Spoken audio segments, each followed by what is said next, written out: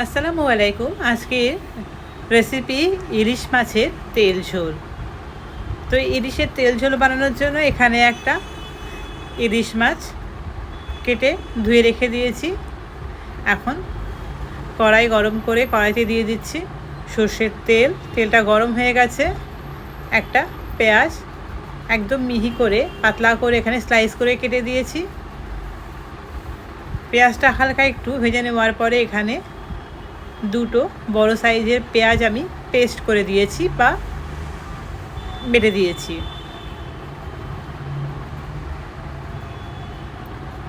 এখন এই পেঁয়াজ বাটাটা খুব ভালো করে একটু ভেজে নেব। এই পেঁয়াজ বাটার মধ্যে দিয়ে দেবো এখন স্বাদ মতো লবণ। পেঁয়াজে লবণটা দিলে পেঁয়াজটা খুব ইজিলি গলে যায়। তো পেঁয়াজে লবণ দিয়ে খুব ভালো করে এখন মিক্স করে নিচ্ছি।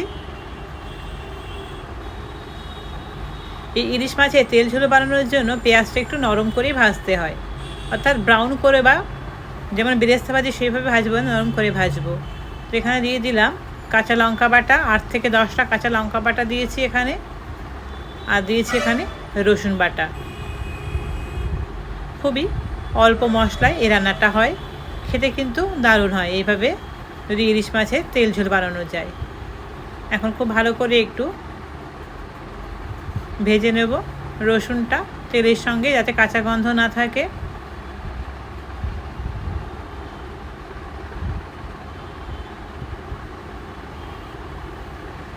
একটু সময় ধরে মশলাটা কষিয়ে নিতে হবে।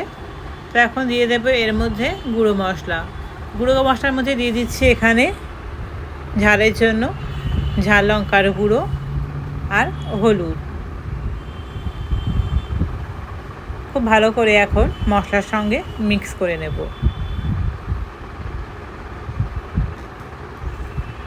এই দুটো উপকরণের জন্য এর কালারটা কিন্তু দারুণ আসবে। আমরা সচরাচর ইলিশ মাছের বেশিরভাগ সর্ষে ইলিশ রান্না করে থেকে সর্ষে দিয়ে, কিন্তু ঠিক এভাবে যদি ইলিশ মাছের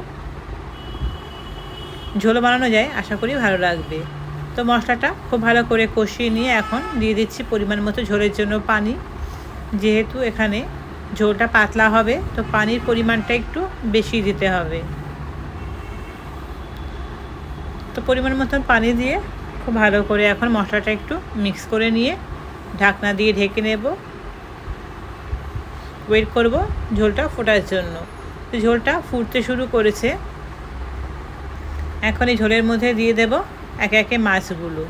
এখানে মাছগুলোতে কোনো রকম লবণ হলুদ বা আগে থেকে ভেজে আমি রাখিনি, একদম ডিরেক্ট কাঁচা মাছ এখানে অ্যাড করলাম। এতে ইলিশ মাছের টেস্ট এবং ফ্লেভার দুটোই খুব সুন্দর আসবে। এখন ঢাকনা দিয়ে ঢেকে এটা হাই ফ্লেমে 7 থেকে 8 মিনিট রান্না করার পর ঢাকনাটা আবার আলগা করলাম। এই অবস্থায় একবার মাছগুলোকে একবার এপিট ওপিট উল্টে দিলাম। এই সময় লবণটাও চেক করে নেওয়া যেতে পারে। ফ্লেভারের জন্য দিয়ে দিচ্ছি উপর থেকে 3টে চেরা কাঁচা লঙ্কা,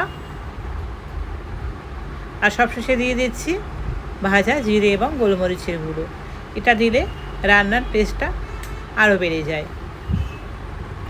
তো ভাজা জিরে গোলমরিচের গুঁড়ো দিয়ে একটু নেড়ে ছেড়ে ঢাকনা দিয়ে ঢেকে গ্যাসের ফ্লেমটা অফ করে দিয়েছি। তো তৈরি হয়ে গেছে ইলিশ মাছের তেল ঝোল। রেসিপিটা কেমন হলো আপনারা কিন্তু কমেন্টে অবশ্যই জানাবেন। আমি এটা প্লেটে সার্ভ করে দেখাচ্ছি। তো দেখা হচ্ছে নেক্সট রেসিপিতে। ওকে, বাই, আল্লাহ হাফেজ।